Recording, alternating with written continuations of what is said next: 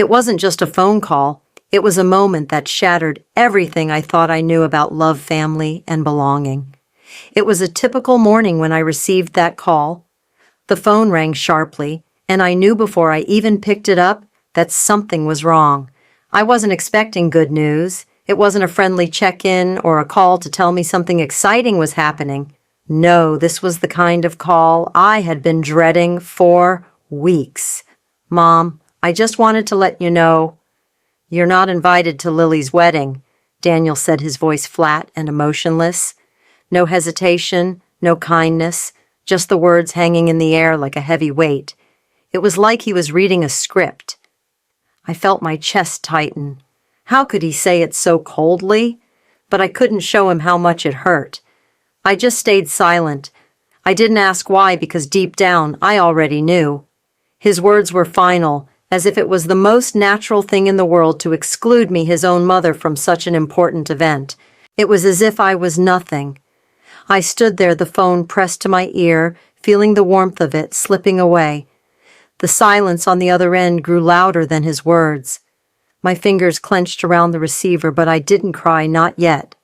I wanted to, but the tears wouldn't come. I glanced over at the quilt I had spent months making for Lily. I had sewn each piece with such care, each stitch holding a memory, a story, a piece of my heart. I even used fabric from old family clothes, Lily's baby blanket, a scrap from Daniel's favorite old t-shirt, and a patch of my own sewing kit that I'd kept since my early years. The quilt wasn't just a gift, it was a representation of love and years of support, a gesture to show her how much she meant to me. But now that quilt felt like a cruel joke. It was wrapped in soft tissue paper tied with a silver ribbon and placed neatly on the dining table, waiting for a wedding that would never include me. As I stared at it, I realized something: I was no longer part of the family's picture. I wasn't even considered worthy enough to be invited to share in this milestone. And in that moment, I knew that the quilt had become a symbol, not of love, but of my exclusion. It hurt more than anything I had ever felt before. I kept staring at the quilt, now folded neatly on the chair, its silver ribbon mocking me in the dim light. The soft fabric I had poured my heart into was now a reminder of how easily I had been erased from my family's life. I felt an aching emptiness in my chest that wouldn't go away no matter how many times I tried to breathe through it. The call, the invitation, both had shattered something inside me, but as I stood there, I couldn't help but reflect on the years that led me here. It wasn't just the quilt that held memories.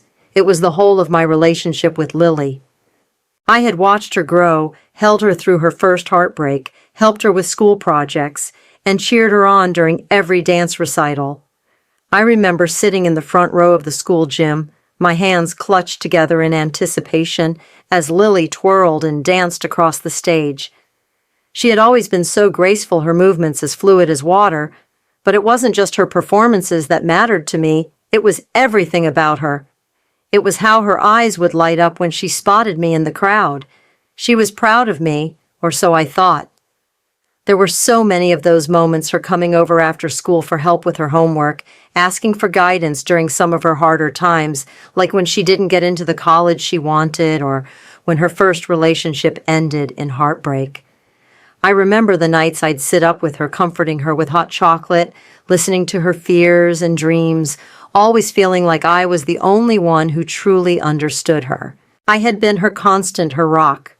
And yet here I was, in this moment, standing alone in my own living room, the quilt between my hands, feeling like a weight rather than a gift. I thought of all the sacrifices I made over the years, the late nights spent helping her with schoolwork while my own life was put on pause, the quiet hours I spent volunteering at school events, always showing up to every recital, every competition, every significant moment in Lily's life, just so she would know that I cared. My support was always there, steady, reliable, unwavering. I never asked for anything in return. I just wanted to be part of her life. I wanted her to see me as someone who mattered. But as I stood there, I realized something that cut deeper than any physical pain. All of that was unappreciated. All of those years spent nurturing our relationship, building memories together, had been discarded. It felt as if none of it had ever truly mattered to her. She never asked me to be at her wedding. She never even thought to include me in the list of people who mattered enough to be there. No card, no message, no gratitude for everything I had done for her. The absence of my name on the wedding invitation stung more than I could have ever imagined. When the envelope arrived, I had hoped foolishly that I would open it to find my name delicately handwritten as one of the guests. But there was nothing. Just a beautiful card with Lily and Daniel's names embossed at the top, and mine was completely absent. It hit me like a wave, knocking the breath out of me. I opened the envelope slowly, almost in denial. My hands trembled as I pulled the invitation out, my eyes scanning the names over and over, trying to make sense of what I was seeing. Maybe I had missed it. Maybe I had misread the card in my rush. But no, it was there, glaringly obvious. My name wasn't on it. I wasn't invited to the wedding. I stood there in silence for a long time, my fingers frozen on the invitation. I wanted to scream. I wanted to call Daniel and ask why. Why had they done this to me? But I didn't. I didn't say anything. I didn't let my emotions burst free. There was no anger, just a hollow, numbing ache deep inside. I felt as if I had been erased. But as I stood there holding the invitation, my heart ached not for the lack of invitation, but for the realization that this wasn't the first time my presence had been overlooked. This was just the most recent. It dawned on me that over the years I had grown invisible to them, a shadow in their lives. At first it had been subtle, small dismissals here and there, little moments where I was sidelined, where my opinions were dismissed, my feelings forgotten. I had shrugged it off, telling myself that maybe I was being overly sensitive, that it was just a phase. But now, with the wedding invitation, it was all too clear. My family had moved on without me. I could feel the weight of their indifference like a stone pressing down on my chest. But strangely, I didn't react in anger. I didn't feel rage, just grief. I felt the deep ache of being excluded from the family I had given so much of myself to. But as the day passed, I realized that this grief was different. It wasn't just sadness. It was the pain of finally seeing the truth I was no longer part of their story. In the quiet of the living room, I glanced once more at the quilt. The very thing I had made with love now felt like a cruel reminder of how little I mattered to them. What had once been a symbol of love, care, and shared memories had now become a symbol of my exclusion. I thought about how I would have once felt the need to apologize, to beg for their forgiveness, to ask why. But now, standing there, something in me had shifted. I wasn't going to beg for a place in their life. I wasn't going to chase their approval any longer. If they couldn't see my worth, then it was their loss. I placed the invitation down on the table, my heart heavy but resolute. And so, as I looked at the quilt, I made a promise to myself. I wasn't going to let their indifference define me anymore. It was time to reclaim my life. Time to stop being the one who gave and gave and gave with nothing in return. Time to let go of a family that didn't value me. And from that moment, I knew that no matter what, I would never again let myself be forgotten. I sat there for a long time, staring at the wedding invitation, its gold embossed lettering gleaming under the light. I wanted to tear it up, to throw it in the trash, but I couldn't bring myself to. It was almost as if keeping it in my hands would somehow keep me connected to something I had lost, something I had been trying to hold on to for so many years. It was strange, really. For so long, I had accepted their dismissiveness, my family's indifference to me, as if it were just a part of life. Maybe I had been too patient, too willing to look the other way when I wasn't invited to family gatherings, when my opinions were dismissed, when they all talked around me like I wasn't even there. The way Daniel and Emma would talk over me during holidays, laughing and discussing their own lives while I silently sat in the corner. I always told myself that it was just a phase, that they were busy, that they had their own lives. But deep down, I knew the truth. I wasn't needed anymore. I had become a bystander in my own family story. It's funny, isn't it? You give so much of yourself year after year, and yet you don't realize how much you've given until there's nothing left. You don't realize how invisible you've become until that moment hits you, the one that lays bare everything you've been denying. I had been the one who held the family together. I was the one who always showed up. I was the one who made sure the house was warm, the meals were on the table, the school projects were completed, the birthdays remembered. But when it came time for me to be recognized, for me to be seen as more than just a background figure, I was invisible. And now with the wedding invitation, the truth was undeniable. The weight of years of silent suffering crashed over me.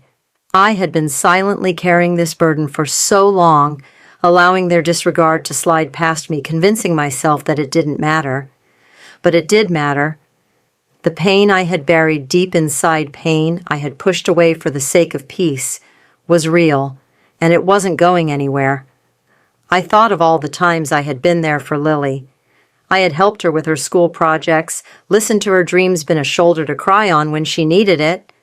I supported her through the difficult times, and when she celebrated her achievements, I was the one clapping the loudest. But now all those moments seemed so distant, so irrelevant. What was I now? A shadow. Someone who no longer had a place in her life. The realization stung harder than anything else.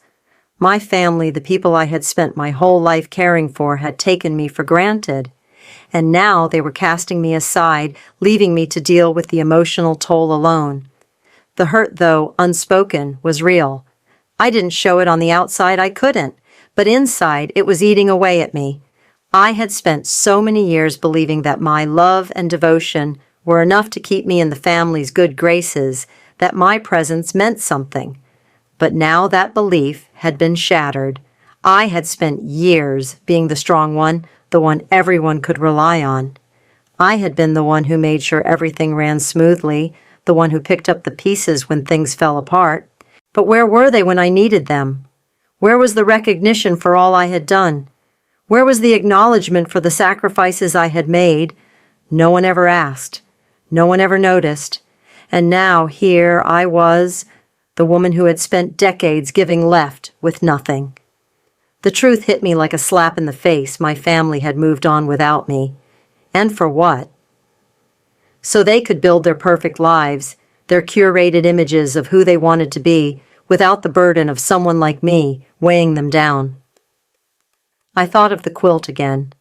I thought about how each piece of fabric I had sewn was meant to symbolize a moment we had shared, our history, our bond. But now that quilt was nothing more than a reminder of how easily I could be forgotten, how easily my presence was disregarded. The unspoken hurt was suffocating. I had given everything to them, but I had never been enough. I had been expected to quietly accept my place on the sidelines, but I couldn't do it anymore. I couldn't continue pretending that I didn't matter. I couldn't continue pretending that their rejection didn't hurt, because it did. It hurt more than anything else. I closed my eyes, letting the tears fall not out of anger, but out of deep, aching grief. For the first time in a long time, I allowed myself to feel the weight of it all. The years of being unseen, of being unappreciated, of being forgotten. It all hit me in that moment, and I couldn't hold it in any longer. But I also knew something in that moment. I knew that I wasn't going to let this define me. I wasn't going to let their neglect break me. I had given so much, and now it was time to take something back for myself. I wasn't going to continue chasing their love or approval. I wasn't going to continue begging for a place in their lives. It was time to stop being invisible. It was time to reclaim myself, to remember that I deserved to be seen. The pain of this moment would stay with me, but it would also be the catalyst for change. I wasn't going to wait for them to see my worth. I was going to show them that I had value, regardless of whether they acknowledged it or not. I had spent my life loving them, but now it was time to love myself. And that, I realized, was the most important thing of all. The days that followed were a blur. I couldn't focus on anything. I spent my time pacing my mind, spinning, replaying that cold phone call over and over in my head. The sting of being excluded was still fresh, and yet somewhere beneath that pain, something started to shift inside me. It wasn't anger or resentment. No, it was something different. It was a quiet, steady realization that perhaps I still had control something I thought I had lost long ago. It happened one afternoon when I was going through some old files in the study. I was looking for nothing in particular, just trying to distract myself, trying to sort through the chaos of my emotions. But as I sifted through papers, an old folder caught my eye. It was thick, worn around the edges, and the label was faded. I knew immediately what it was. The family trust. James had set it up years ago for Lily's future, and for a moment I hesitated to open it. But then I thought, why not? It wasn't like I had anything to lose. I flipped it open, the yellowing pages, making a soft rustling sound as I skimmed through the document. My heart skipped when I reached the section that outlined the distribution of assets. There it was, my name, Claire Whitmore, listed as the sole trustee of the family's estate. My mind raced as I read through the fine print, but it didn't take long for the gravity of it to hit me. I was in charge. James had always trusted me to make the right decisions to keep things steady. He knew me better than anyone, and as I read the legal terms of the trust, I felt a quiet surge of empowerment. I had the final say in how everything was distributed, money, property, and even the funds that were meant for Lily's wedding. It was all in my hands. All these years I had thought I was powerless, that my role in the family was insignificant. But here it was, I still held the key to our family's future. As I read on, I felt the weight of this newfound responsibility settle into my chest. It wasn't just about money, it was about control. I had been the one to hold everything together for so long. I had given, I had sacrificed, and yet I had been overlooked. But now in this moment, I realized that I had more power than I ever imagined. And no one had the right to take that away from me. The tears that had threatened to come for days finally arrived, but they weren't tears of sorrow. They were tears of clarity, of strength, of realization. This wasn't just about a wedding or an invitation anymore.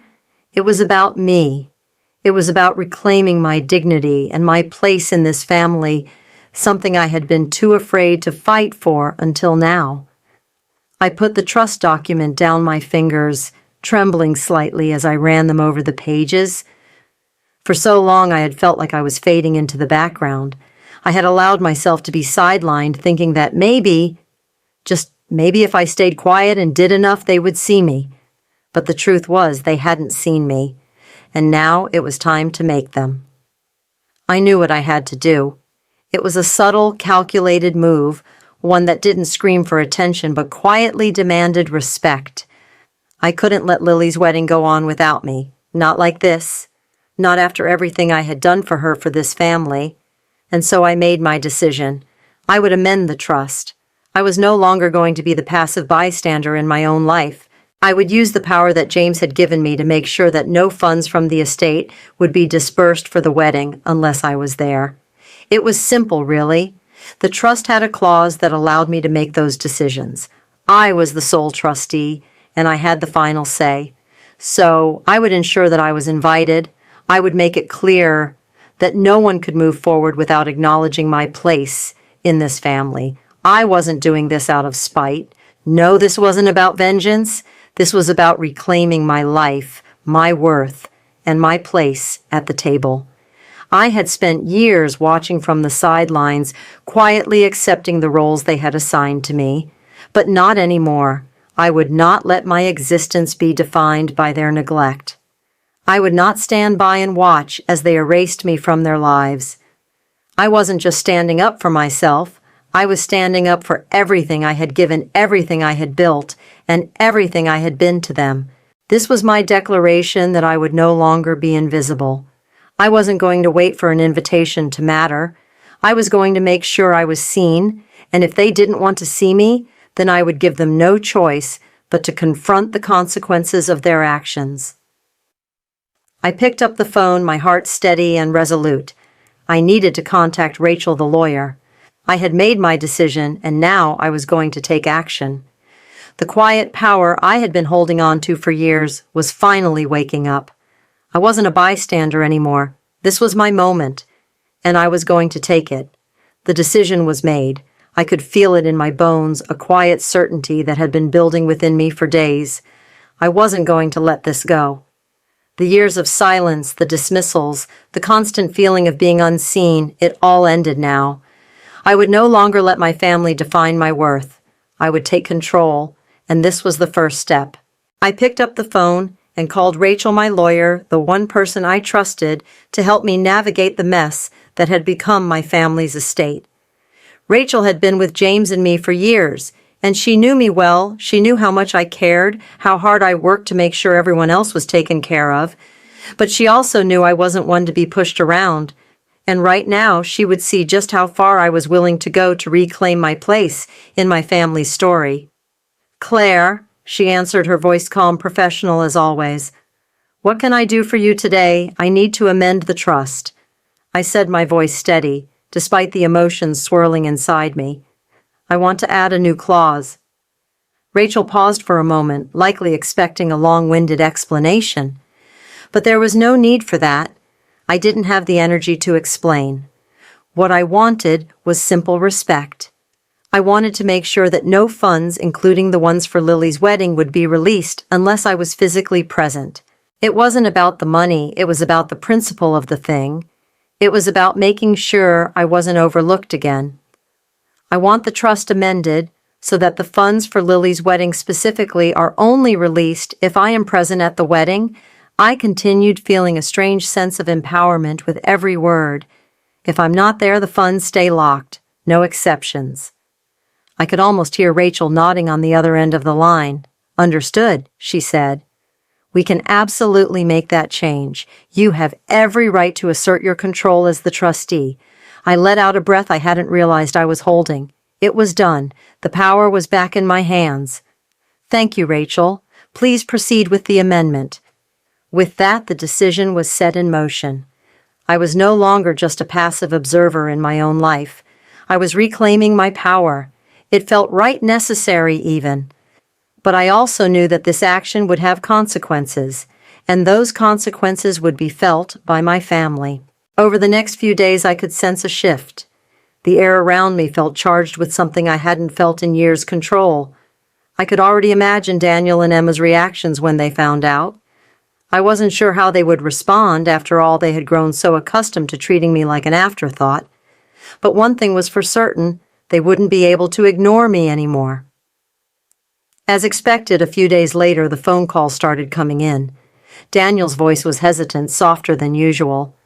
"Mom," he said, the uncertainty in his tone impossible to miss, "I need to talk to you about the trust amendment. We were surprised by it." I didn't answer right away. I wasn't sure what he expected me to say. They were surprised. How quaint. The truth was, I didn't care about their surprise. I cared about one thing: making sure that they understood the consequences of their actions. I had spent years putting up with their disregard, but no more. "Surprised," I repeated after a pause. "You were surprised, Daniel. You don't think this was coming?" There was a long silence on the other end. I could hear the gears turning in his head. Finally, he spoke, his voice much more measured now. "Look, Mom, I don't understand why you're doing this. This is about Lily's wedding. It's supposed to be a special time for the family, and, well, we thought you'd be there, of course." I couldn't stop myself from laughing, though it wasn't the kind of laugh I'd ever wanted to hear from me. It was bitter-edged with years of unspoken hurt. "I've been here for every special time you've had, Daniel, every birthday, every celebration. But when it comes time for me to be included, really included, you treat me like an afterthought. I'm not surprised you're confused. I'm surprised it took me this long to wake up." I could hear him fumbling for words. "Mom, I didn't." "No, Danielle." I cut him off, my voice firm, clear. "You didn't, and neither did Emma. And now you're surprised because I finally decided to stand up for myself. You can't have it both ways." Another long silence passed between us. This wasn't going how Daniel had expected. In some twisted way, I almost felt sorry for him. He had grown so used to having me around, just there in the background, always available to help, always ready to forgive. But not anymore. Not now that I had finally recognized my worth. "Look, I'm not asking for an apology," I said, my voice softening just slightly. "I'm just asking you to recognize the truth. I'm your mother, Daniel, and I'm done pretending I don't matter." He didn't know how to respond, and frankly, neither did Emma.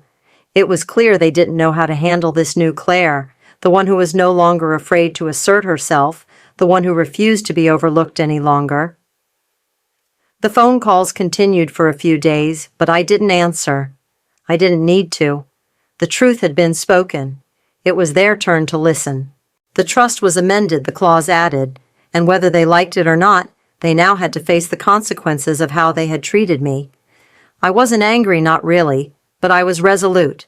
This was my life, my choice, and I wasn't going to allow anyone, family or otherwise, to dictate my worth. It was time for them to see me, to see who I really was. The day Lily's wedding came, I stayed home, as I had promised. The family would carry on without me, but this time it wouldn't be because I wasn't invited. It would be because I refused to be part of a family that never truly saw me. The days after the trust amendment were quiet, almost too quiet. The phone calls from Daniel and Emma stopped, and I felt a strange sense of peace in the silence. I had made my decision, and I was no longer waiting for approval or understanding from them. They would either come to terms with it, or they wouldn't. The power was in my hands now, and that felt oddly freeing. But then one afternoon my phone rang again. I didn't recognize the number, but I answered anyway, feeling a strange pull to pick it up. "Hi, Grandma," Lily's voice came through, hesitant at first. "It's Lily." I paused, feeling a mix of emotions swirl inside me. I hadn't spoken to her since the wedding fiasco, and here she was calling me. My heart beat a little faster, but I kept my voice steady. "Lily," I said softly, "what's going on? I've been thinking a lot about everything," she continued, her voice trembling slightly. "About the wedding, and about how things went down with you. I owe you an apology." I was silent for a moment. I wasn't sure what I was expecting, but I certainly didn't expect this. Lily had always been the sweet, thoughtful girl I remembered, but this was different. There was a sincerity in her voice that I hadn't heard before. It felt real. "I don't think I realized how much I took you for granted," she continued. "I didn't understand how my parents were treating you. I was so caught up in my own world, I never stopped to think about how you were feeling, how much you'd done for me, for all of us." The words hung in the air, and I could feel the weight of them. Apologies had never come easy in our family, and hearing this from Lily, it was more than I had hoped for. It wasn't the grand gesture I had longed for, but it was something. It was the acknowledgement I had spent years waiting for. "I don't know what came over me," Lily continued. "I thought I was just doing the right thing by going along with my parents, but I now see that I was part of this. I've been blind to it, and I can't believe I didn't see how much you've done for all of us." There it was, the truth, and Lily was finally beginning to see it. I hadn't realized how much this moment would mean to me, how much I had yearned to hear it, but it also stirred up emotions I had buried deep.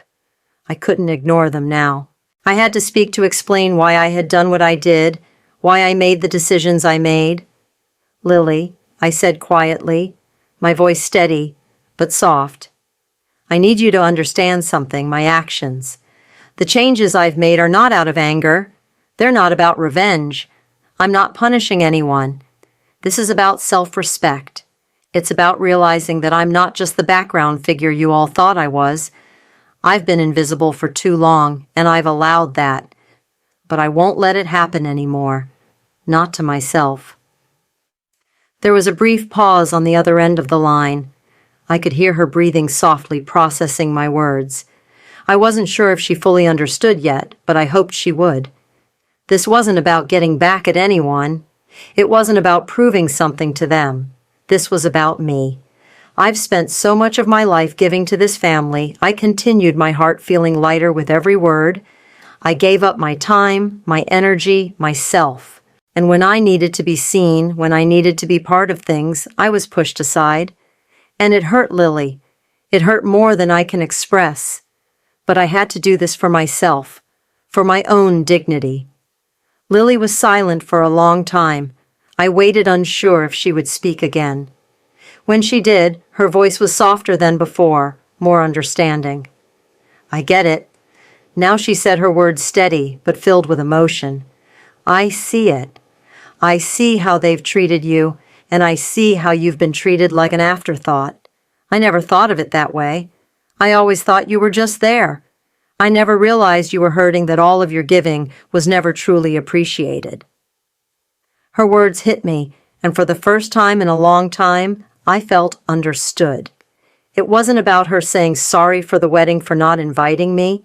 It was about her seeing the bigger picture, seeing the neglect that had gone on for years, the way I had been pushed to the edges of their lives, and how much that had taken from me. "I'm sorry, Grandma," she said softly, and I could hear the sincerity in her voice. "I should have seen it sooner. I should have been there for you more, and I promise I won't let this happen again. I want to be better, for you, for me, for all of us." I closed my eyes, letting the words wash over me. It was strange. I had spent so many years feeling so small, so unheard, and yet here was Lily apologizing, realizing. It wasn't perfect, but it was a start. And in this moment, I felt something shift inside me.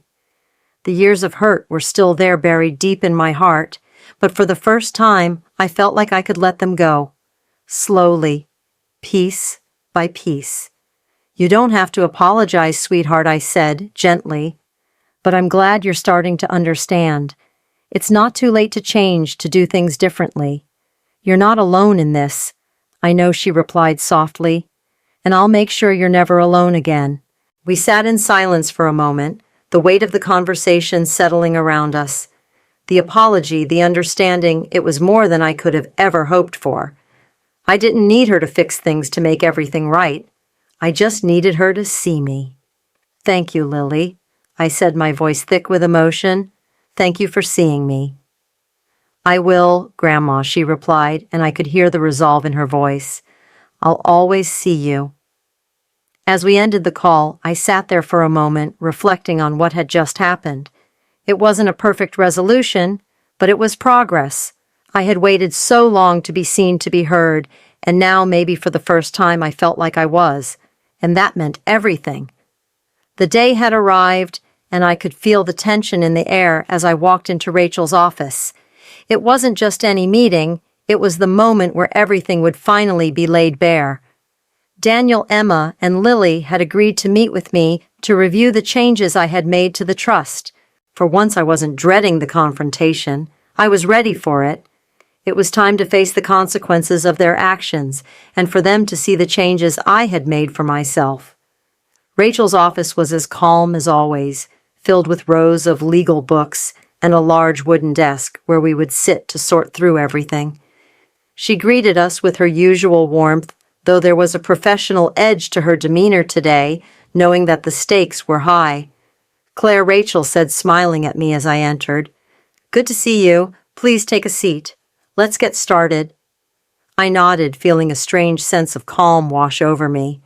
This was the moment I had been waiting for, finally standing firm in my own decisions, finally asserting myself as more than just the background figure they had all relegated me to. Daniel and Emma sat across from me, their faces tense with uncertainty. I could see the anxiety in their eyes as they realized that this wasn't going to be an easy conversation. Lily sat beside me, her eyes a little less wary now after our recent conversation, but still filled with the weight of what was to come. Rachel opened the folder containing the amended trust documents and laid them out before us.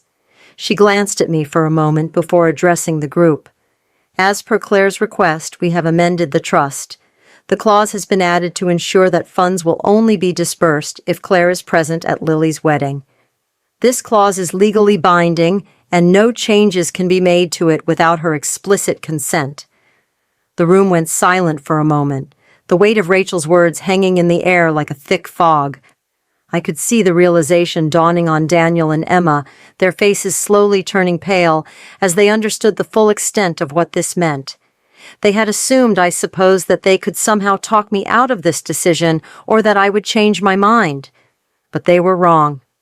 Daniel was the first to speak, his voice a little shaky. "Wait, this can't be real," he said, looking to Rachel for confirmation. "You mean this is final? We can't undo it?" Rachel nodded, her tone firm. "That's correct. This is legally binding. Any attempt to alter it would require Claire's consent. She has the authority as the sole trustee." I watched as Daniel's expression shifted from confusion to frustration, then finally to resignation. His hands clenched on the table and he glanced at Emma for support, but she remained silent, her face a mixture of disbelief and regret.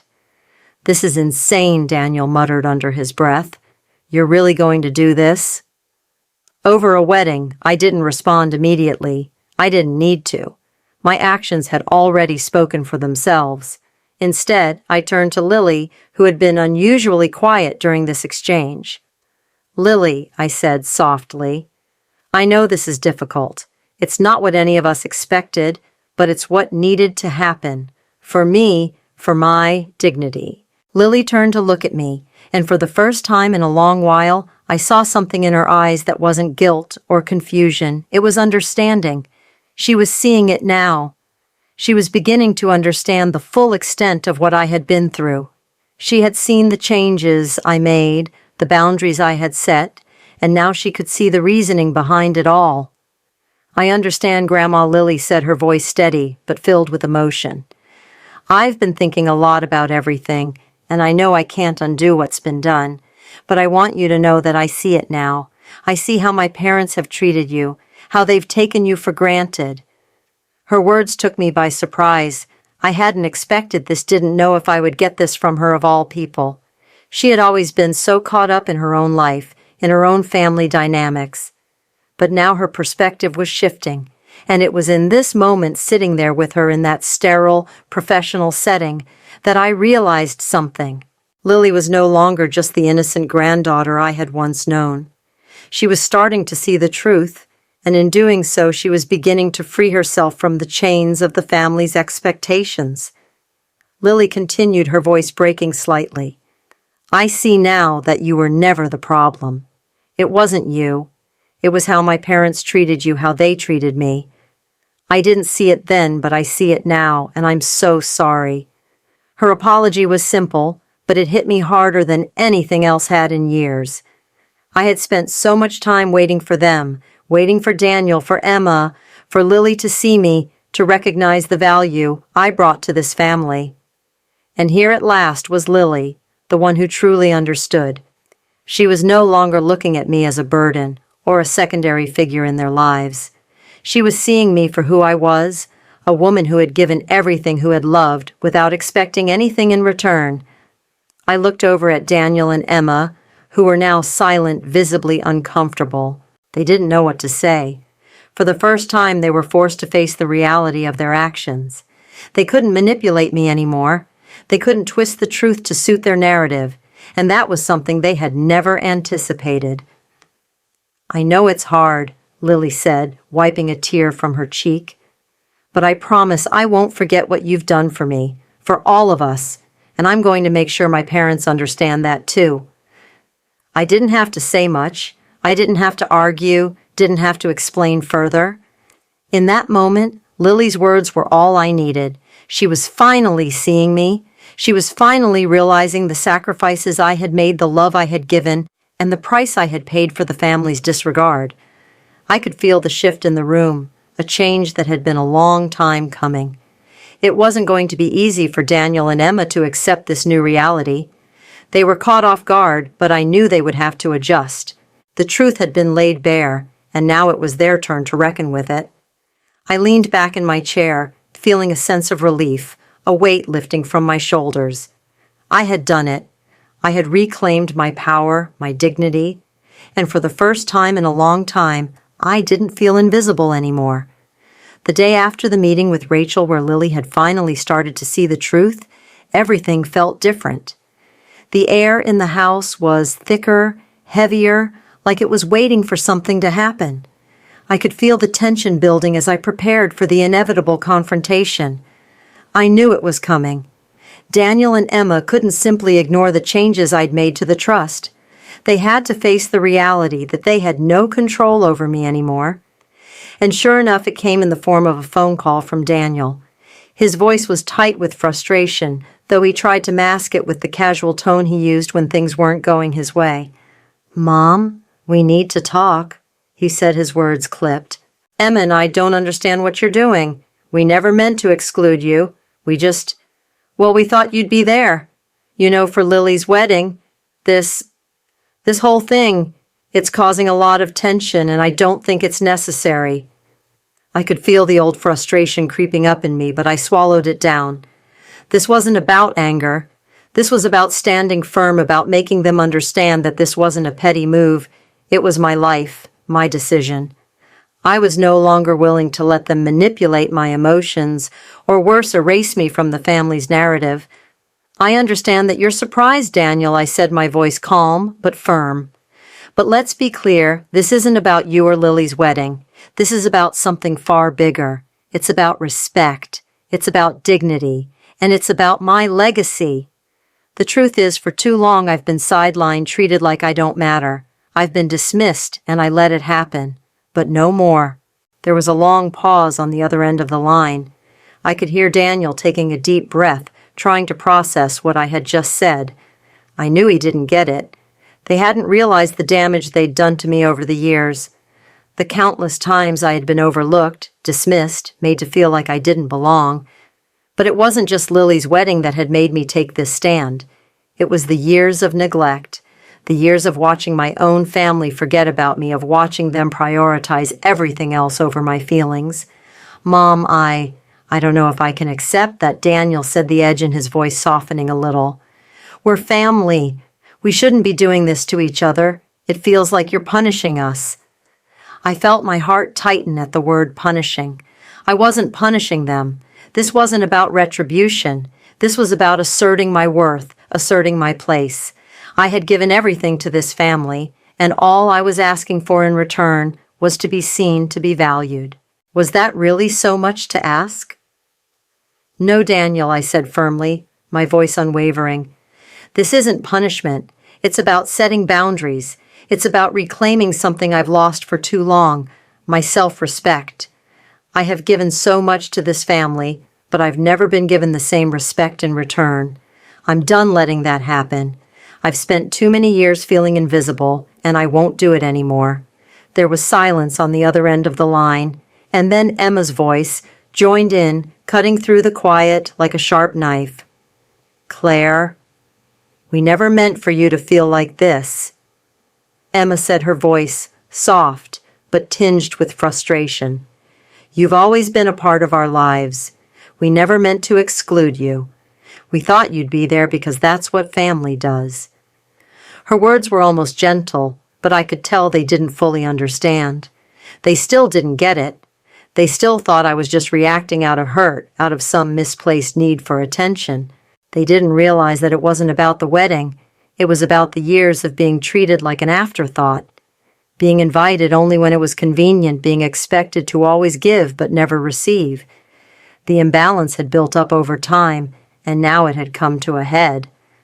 "I understand you didn't mean to hurt me," I said, my voice steady, but filled with years of buried emotion. "But the truth is, that's exactly what happened. The years of neglect, of being overlooked, of watching as everyone else's needs were prioritized. Do you really think that doesn't hurt? Do you really think I didn't notice?" Daniel's voice softened again, though I could still hear the resistance. "We never meant for you to feel like this, Mom. We just didn't think it would get to this point." "I know you didn't," I replied, the words flowing out more easily now, the weight lifting from my chest. "But it did. And it's not just about this one moment. It's about the way you've treated me for years. And it's not just on you, Daniel. It's on all of us. This family needs to learn how to respect each other. All of us. Not just when it's convenient." Just as I thought the conversation was about to spiral again, I heard Lily speak up from the corner of the room. She had been silent throughout most of the conversation, but now she finally spoke, her voice filled with clarity.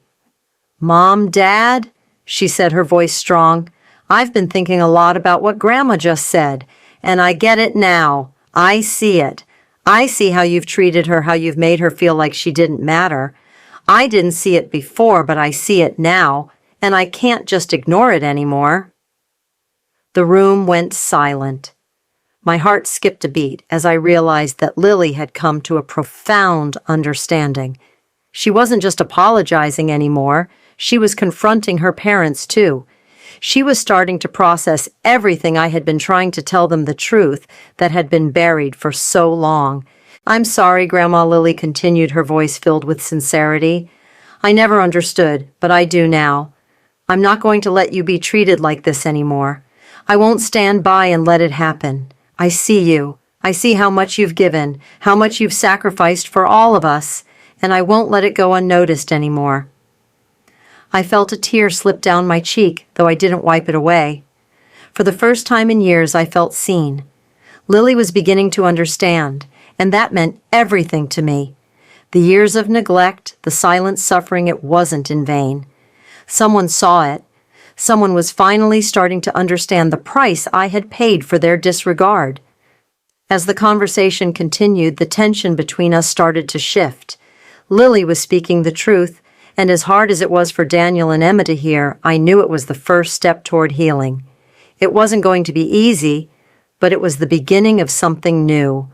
And for once, I didn't feel like I was fighting this battle alone. The paperwork was finally done. The trust documents had been signed, the new clauses added, and the decisions that had been weighing heavily on me were now set in stone. For the first time in years, I felt like I could breathe again. The weight of trying to fit into a family that no longer valued me, that didn't see me for who I truly was, had been lifted. The changes I had made were not about punishing anyone, but about freeing myself from the emotional burden I had carried for so long. But there was more to it than just reclaiming my own space. In the midst of making these decisions, I had realized something profound. If I was truly going to move forward, I needed to leave behind a legacy of love, not one of resentment or bitterness. A legacy that wasn't just tied to the family who had failed to see me, but to something much greater, something that would last long after I was gone. I had spent so many years giving everything I had to this family, helping them financially, emotionally, supporting them in every way possible. But after the wedding invitation fiasco and all the emotional turmoil that had come with it, I knew deep down that my resources, my time, and my love could be better used elsewhere. It was time to redirect my energy to something meaningful, something that would truly reflect my values. I had always believed in giving in, helping those who needed it most. I knew that the best way to leave a mark on this world was not through wealth or material possessions, but through acts of kindness, generosity, and support for those who needed a little extra help to make their dreams come true. And so I made a decision. I would establish a scholarship fund for nursing students. After all, nursing had been my career for so many years. It was the field where I had given so much of myself, where I had found purpose and fulfillment. And what better way to honor my own journey than by helping future nurses find their path? These young people eager to make a difference in the world would have the resources they needed to get the education they deserved. But that wasn't all. I also decided to contribute to a community program for youth aging out of foster care. These young adults with no family to turn to, no safety net to fall back on, too many of them, were left to navigate the world alone with no direction or support. I wanted to change that. I wanted to offer them something that would give them a fighting chance in a world that had turned its back on them. I had always thought that my legacy would be tied to my family, my children, my grandchildren. But as I sat in the quiet of my living room, reflecting on all the years I had spent trying to win their approval, I realized that the true measure of a life well lived wasn't in the approval of others. It was in the lives you touched and the difference you made. It was about creating something lasting, something that would outlive you. And for the first time in a long time, I felt a deep sense of peace. The decisions had been made. The money that had once been earmarked for family vacations, for gifts, for all the things that no longer felt meaningful, now it was going to causes that aligned with who I truly was. I wasn't giving my resources to a family that had consistently disregarded me. I was giving them to people who could truly benefit, people who would appreciate the chance to make something of themselves. It was liberating in a way. And as I looked at the trust documents one final time, my heart felt lighter than it had in years. I wasn't seeking anyone's approval anymore. I had stopped waiting for validation from the people who had never truly seen me. I had taken control of my own life, my own legacy, and in doing so, I had given myself the most precious gift of all, peace. I felt free. Free from the emotional weight of years of trying to fit into a family that no longer valued me. Free from the guilt of putting others before myself, of sacrificing my own happiness for the sake of keeping the peace. And most importantly, free from the belief that my worth was tied to their acceptance. There was still a lot of work ahead, still a lot of healing to be done, but I wasn't in this alone anymore. I had a sense of direction now, a renewed purpose. I wasn't going to be defined by what I had lost. I was going to be defined by what I was giving, and that felt powerful. As I sat there sipping my tea and watching the sun set through the window, I knew that my life was finally mine again. I wasn't waiting for anyone to approve of my choices. I wasn't seeking forgiveness or understanding from a family that had never truly understood me. I was living for myself now, and that was enough. The phone had stopped ringing, the calls had faded, and the silence in the house was no longer deafening. It was peaceful, and it was mine. For the first time in a long time, I was no longer defined by the expectations of others. I was Claire. I was strong, I was capable, and I was at peace. And that, I realized, was all that truly mattered. The day of Lily's wedding arrived, and everything was, of course, picture perfect. The sky was a brilliant blue, and the sun cast a warm glow over the day, just as one would imagine, for a wedding of this magnitude. There were likely photographers and planners running around, ensuring every detail was exactly as planned. It should have been a day of joy, a celebration of family, of new beginnings. But as I sat in my quiet living room sipping my tea, I realized that my place in this picture was no longer there, and for the first time I was truly okay with that. I had made my decision. I wasn't attending the wedding.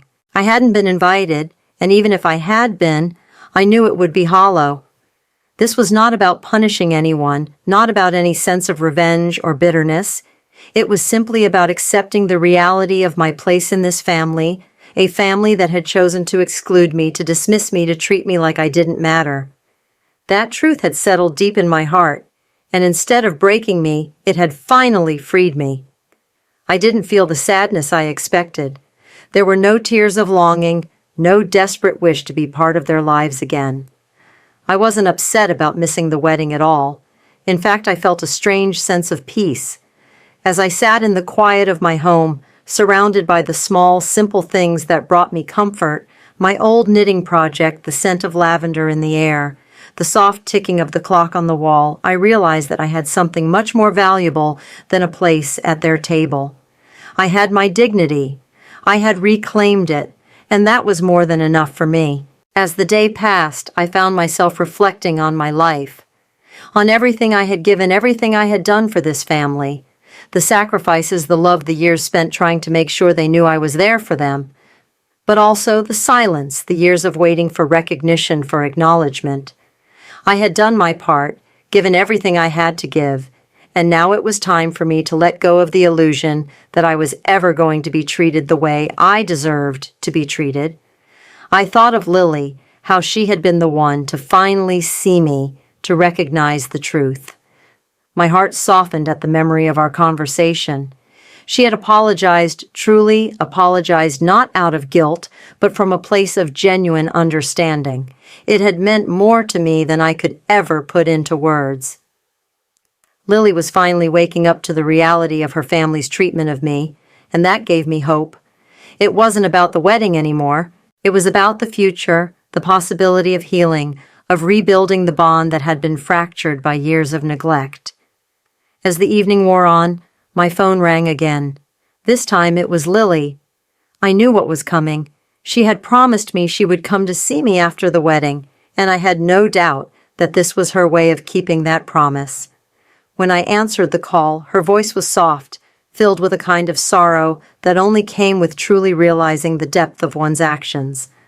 "Grandma," she said hesitantly, "I know you weren't at the wedding, but I just wanted to come by and apologize. I wanted to bring you these." There was a pause and then the sound of something rustling, likely a bouquet of flowers. "I know I've let you down, and I'm so sorry for everything. I just want you to know that I see it now. I see how much you've always given, and how little you've been appreciated." I closed my eyes as I listened to her words. She sounded so sincere, and I could hear the weight of her remorse in her voice. But there was something in her tone that still didn't sit right with me. I knew what she was feeling: guilt. She was sorry, yes, but it wasn't the kind of apology I needed. It wasn't the kind of reconciliation that would truly heal the wounds that had been inflicted over the years. "I'm glad you understand, Lily," I said softly, my voice steady, but carrying the weight of everything I had been holding inside. "But you have to understand something too. True reconciliation doesn't come from guilt. It doesn't come from simply saying the words because you think it's what I want to hear. It comes from understanding. It comes from realizing the truth and making a conscious choice to act differently, moving forward." There was a long silence on the other end of the line. I could tell Lily was processing my words, trying to grasp the deeper meaning behind them. "I want to do better, Grandma," she finally said, her voice almost a whisper. "I want to be the person you always needed me to be. I want to be part of your life in a way that actually matters." Her words, though filled with sincerity, still felt like a fragile promise. I wanted to believe her. I wanted to believe that the future could be different, that there could be healing. But I knew it wouldn't be easy. It couldn't be rushed. The years of hurt wouldn't disappear just because of an apology, no matter how heartfelt. True change would take time, and I wasn't willing to go back to a place of false hope, not anymore. "You will, Lily," I said, my voice steady. "But it has to come from a place of understanding, not obligation. And it can't be just words. It has to be actions. You have to show me that you see me, not because you feel sorry, but because you genuinely understand what I've been through." She was silent for a moment, and I could hear the sincerity in her response when she spoke again. "I will, Grandma. I promise. I want to make things right." I nodded, even though I knew she couldn't see me. "I'm not asking for perfection, Lily. I'm asking for honesty. I'm asking for respect. And I'm asking for you to be real with me, not just when it's easy, but all the time." "I will," she repeated. "Thank you for giving me the chance to make it right." I smiled softly, even though she couldn't see me. "Thank you, Lily. I believe in you. And I believe that with time we can find a way to rebuild what's been broken. But it starts with understanding." As the conversation ended and I hung up the phone, I felt a strange sense of peace wash over me. This wasn't the end, not by a long shot, but it was a beginning one that for once felt genuine. Lily had apologized and she had promised to do better, but more importantly, she had shown me that she was capable of growth, and that was all I needed to start moving forward too. I wasn't going to pretend everything was perfect. It wasn't. But for the first time in a long time, I felt like I was finally free. Free from the emotional chains that had bound me to a family that had taken me for granted. Free from the hurt and the silence that had lingered for years. And that I realized was enough. It was more than enough. The days following the wedding had been filled with reflection, but now I was ready for the next step. I had already made the decision to redirect my resources to causes that aligned with my values, causes that would leave a lasting impact on others, not just a family who had taken me for granted. I knew that I needed to take one final step to cement the changes I had made in my life. I needed to ensure that my legacy reflected the purpose I had discovered in the past months. The time had come to revise my will. Sitting at the kitchen table, my hands hovered over the old legal pad where I had written the first draft of my will so many years ago. I had spent a lifetime building something: my career, my family, my wealth. But in the end, I realized that what truly mattered was not what I left behind in material terms. It was what I could give to others, to causes that would carry on after I was gone, long after the weddings and the family gatherings and the empty promises had faded. I had already made the decision to fund scholarships for nursing students and to support a program for youth aging out of foster care. But as I sat there, pen in hand, I knew I needed to do more. This wasn't about punishing anyone. It wasn't about making a statement to my family. It was about leaving something behind that would have real, lasting meaning. I would not let my resources continue to feed a system that had ignored me. I would leave a legacy of love, of service, of compassion, and of real, tangible impact. The first decision was simple enough. I would ensure that the bulk of my estate went to these causes. The money I had once earmarked for family vacations, for gifts, for things that felt empty now, those resources would be redirected. I would make sure that no one could touch these funds unless they were in alignment with the things I had come to truly care about. A portion of my estate would go to the scholarship fund, and another portion would support the community program for young adults without families. These were the people who needed it most, the ones who didn't have the luxury of a family to rely on, who had been abandoned in one way or another by a world that had not kept its promises to them. I knew there would be consequences. Daniel and Emma wouldn't be happy. They might not understand. They might feel rejected or abandoned by my decision. But I also knew that this was my life to live, and it was my legacy to create. This was the final chapter of a story I had been writing for decades, and I wasn't going to let anyone else dictate its ending. With my decisions made, I took a deep breath and carefully revised the will. Each word, each clause felt like a small but significant step toward reclaiming the life I had been forced to put aside for the sake of others.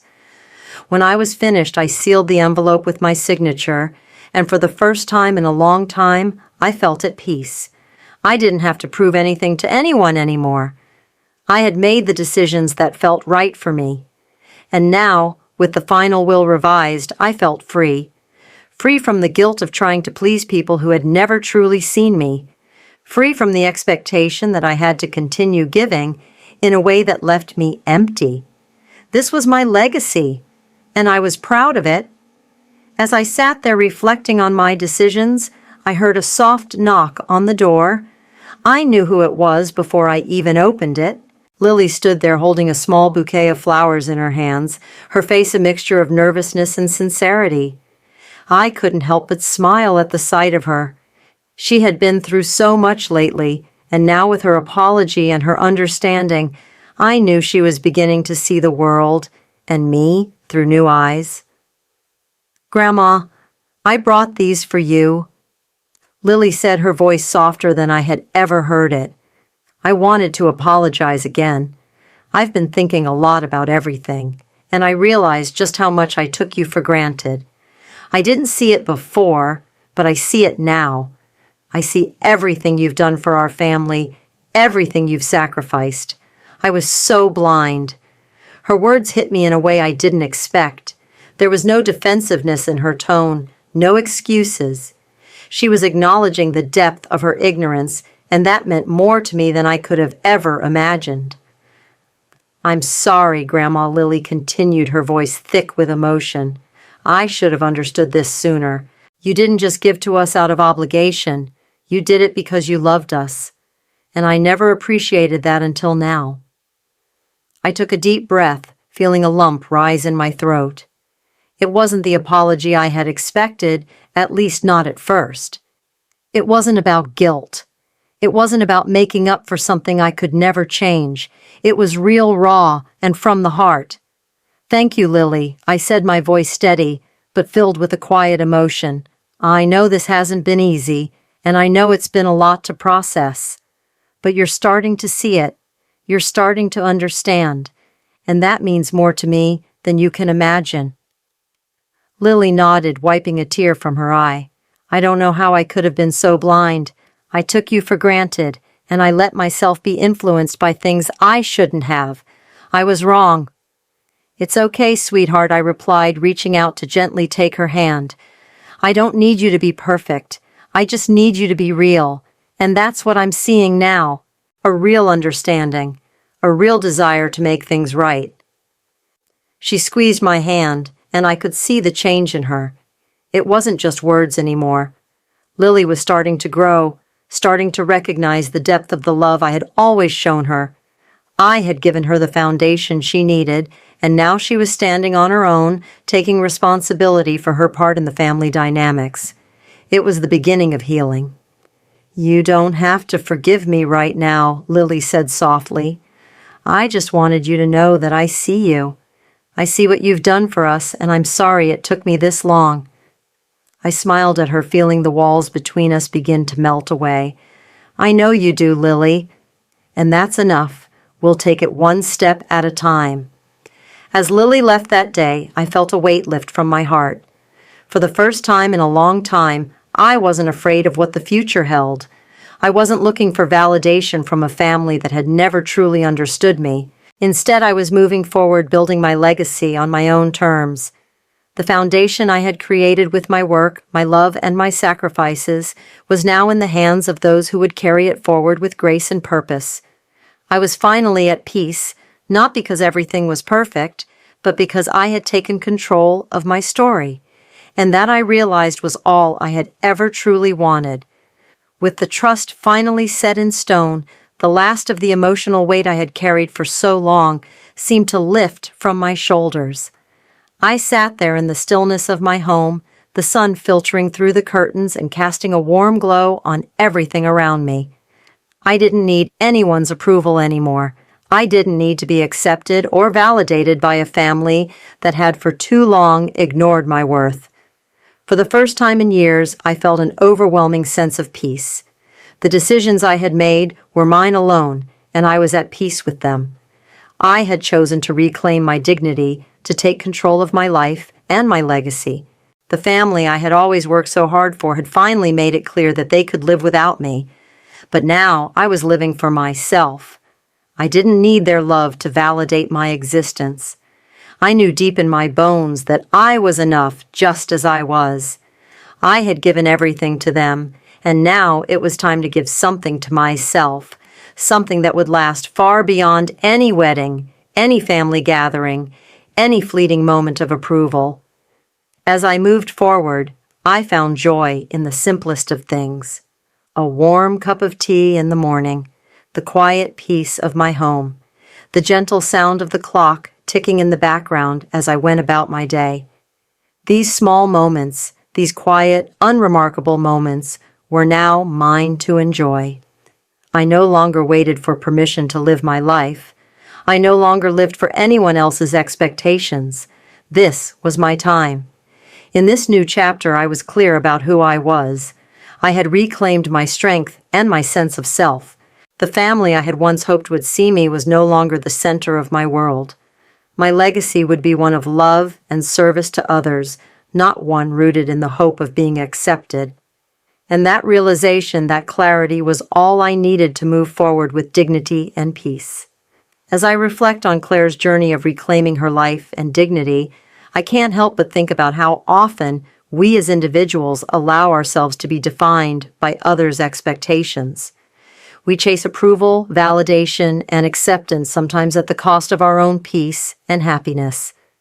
But what Claire's story teaches us is that true freedom comes when we stop seeking validation from others and start living for ourselves. We are all capable of breaking free from the chains of others' opinions and creating our own path, one that is built on self-respect, love, and purpose. It's so easy to fall into the trap of thinking that we need to be part of a particular group to seek approval from family, friends, or society, but the real power lies in embracing who we are, flaws and all. Claire's decision to redirect her resources to causes that align with her values is a beautiful reminder that we have the ability to make a real difference in the world, not just for ourselves, but for others. She didn't allow years of neglect or disappointment to shape her future. She used that pain as fuel to create a legacy of love and service. I believe we all have the power to move forward with dignity, to live for ourselves, and to leave a meaningful legacy just like Claire did. We don't need anyone's permission to live our lives authentically. Let's stop waiting for the approval we don't need and start embracing the freedom that comes from within. I'd love to hear your thoughts on this journey of reclaiming personal power. What's stopping you from living for yourself? Drop your thoughts in the comments below. I'd love to read them. And if this story resonates with you, check out more videos that might inspire your own journey. You won't want to miss them.